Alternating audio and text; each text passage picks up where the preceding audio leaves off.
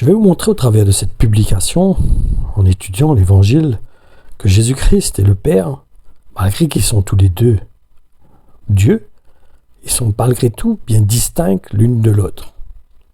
En effet, nous allons voir cela au travers de cette publication. Et du reste, celui qui communique cette doctrine, qui dit qu'ils sont les mêmes personnes, mais sous différentes formes, ces personnes qui enseignent cela ne seront pas sauvées. Et je vais vous prouver cela au travers de la parole de Dieu. Déjà dans l'évangile de Matthieu, au chapitre 10, et verset 32, où il nous est dit, c'est pourquoi celui qui se déclarera publiquement pour moi, je me déclarerai aussi pour lui devant mon Père céleste. Nous allons voir encore dans la personne principale qui peut avoir le titre de Dieu, c'est bien le Père, parce qu'il est le créateur de toutes choses. Et aussi qu'il n'y a qu'un seul Seigneur, qui est Jésus-Christ, qui est le Fils de Dieu. Lisons ce que nous enseigne l'apôtre Paul sur cette vérité, qui nous montre donc que Jésus-Christ a été envoyé par Dieu le Père pour être le Seigneur. Cela se trouve dans la première lettre de Paul aux Corinthiens, dans le chapitre 8 et les versets 5 et 6.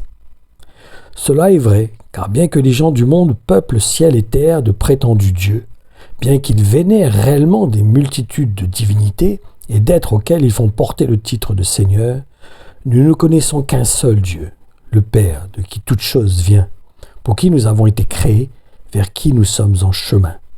De même, il n'y a qu'un seul Seigneur, c'est le Seigneur Jésus-Christ, par qui tout existe, à qui nous devons la vie.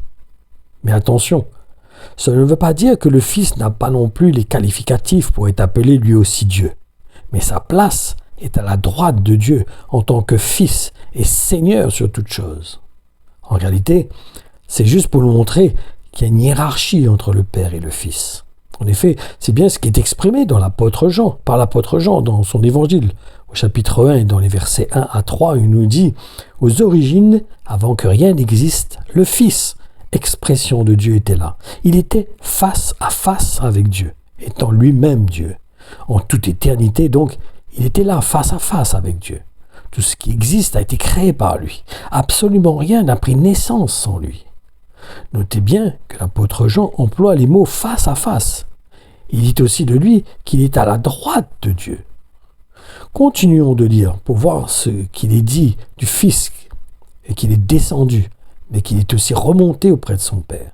C'est ce que nous montre l'évangile de Jean au chapitre 14 et le verset 28.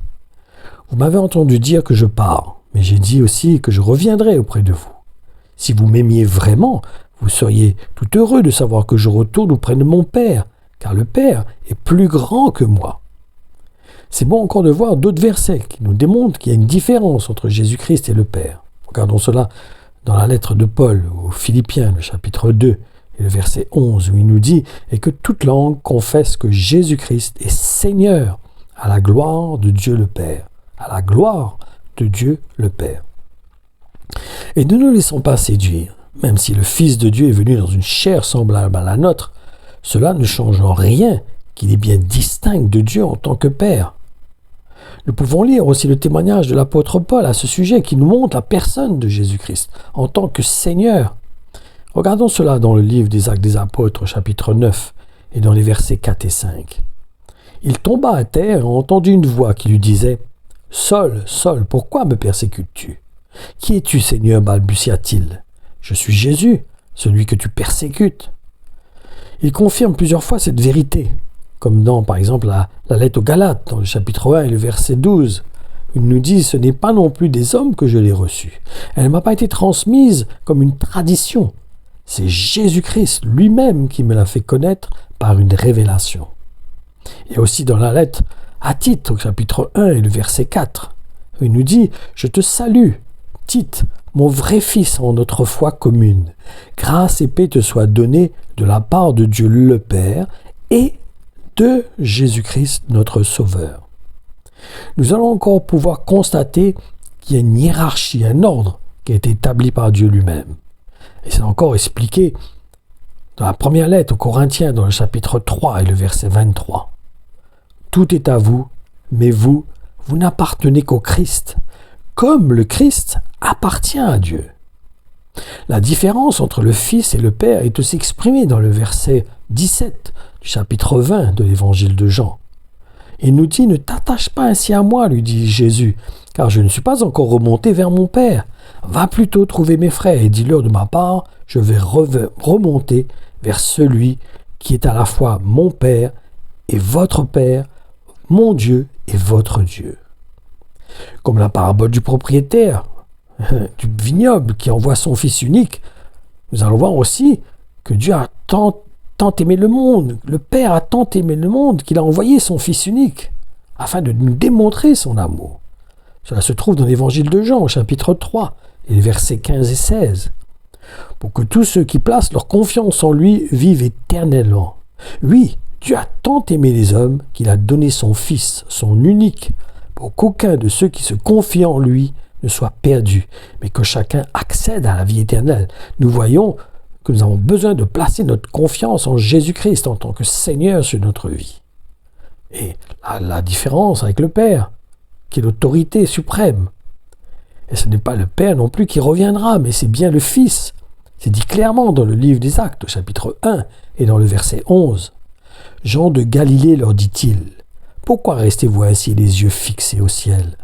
Ce même Jésus qui vient de disparaître du milieu de vous pour être enlevé au ciel, en redescendra un jour de la même manière que vous l'avez vu y remonter. » Nous pouvons encore comprendre la différence entre le Père et le Fils en lisant la première lettre de Paul aux Corinthiens, dans le chapitre 15 et les versets 27 et 28.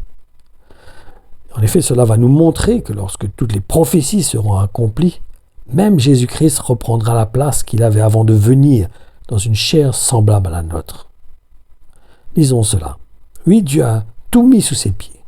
Mais quand le Christ dira « Maintenant tout est à mon pouvoir », cela voudra dire tout sauf Dieu.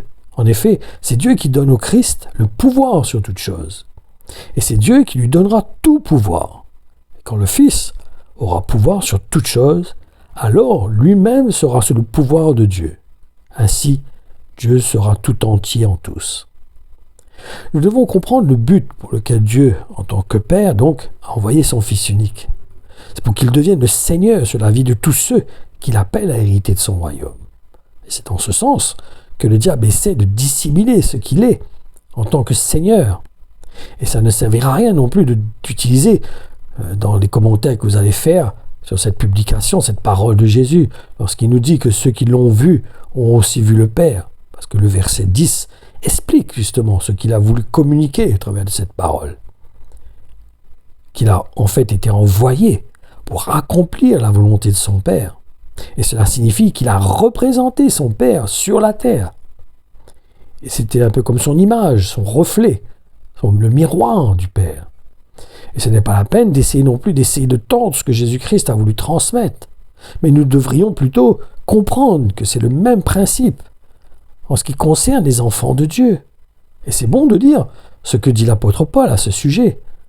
Et cela se trouve dans la lettre qu'il a écrite aux Colossiens dans le chapitre 2, les versets 9 à 13.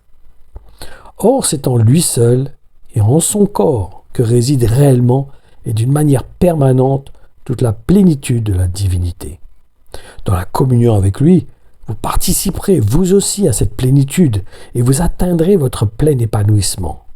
Car il est le chef de toute souveraineté et de toute puissance. Unis à lui, vous avez eu part à une circoncision qu'aucune main humaine n'a accomplie, à celle que demande le Christ et qui consiste à vous dépouiller de votre nature pécheresse avec ses instincts mauvais. Dans votre baptême, vous avez été ensevelis avec le Christ et unis à lui. Vous êtes vous-même aussi ressuscités avec lui, par la foi dans la puissance de Dieu qu'il a ressuscité des morts. Vous étiez morts à cause de vos fautes, égarés par les convoitises de votre vieille nature. Alléluia. C'est en nous identifiant donc à Jésus-Christ comme Seigneur sur notre vie que nous pouvons dire que nous formons plus qu'un avec lui et que nous avons aussi accès au Père. C'est encore ce que nous explique l'apôtre Jean dans sa première lettre, dans la première épître, et dans le chapitre 1, le verset 3. Il nous dit, je le répète, ce que nous avons réellement vu et entendu, nous vous l'annonçons, parce que nous aimerions que vous soyez associés à nous dans cette communion dont nous jouissons avec le Père et avec son Fils Jésus-Christ. Donc, ne faisons pas d'embroglio, de mélange, ne laissons pas séduire, comprenons réellement le plan de Dieu d'avoir envoyé Jésus-Christ en tant que Seigneur. Ce qui est important, c'est qu'il devienne le Seigneur de notre vie. De comprendre que Jésus-Christ soit le Seigneur de notre vie. Et que c'est cela qui nous permet d'avoir accès au Père. Donc ne mélangeons pas, ne laissons pas le diable nous aveugler et nous empêcher d'avoir accès au Père. Soyez bénis.